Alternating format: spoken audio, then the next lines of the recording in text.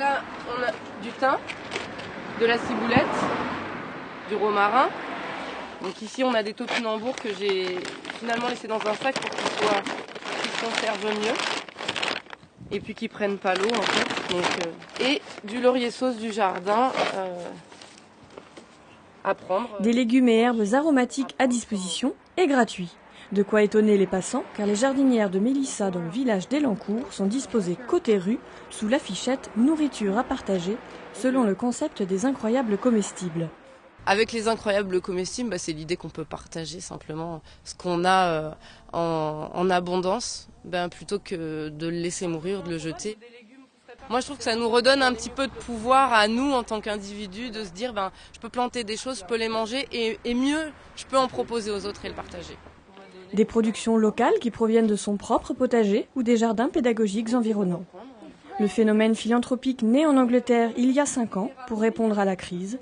Devenu mondial, il prend doucement racine depuis un mois à Saint-Quentin-en-Yvelines.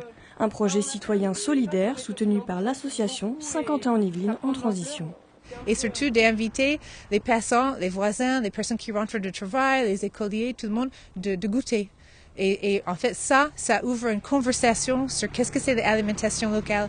Ce n'est pas pour remplacer le maraîchage local, c'est vraiment de faire une conversation, qu'est-ce qu'on peut faire nous, qu'est-ce qu'on peut manger localement, qu'est-ce qui pousse ici en saison. Cette saison, Lini Montaine a fait de nombreux semis pour en faire profiter tout son entourage. Il y a les oignons, les fleurs comestibles, il y a les œillettes d'Inde parce que ça peut éloigner les insectes nuisibles. Toutes différentes sortes de salades. Les ciboulettes, encore les fleurs comestibles.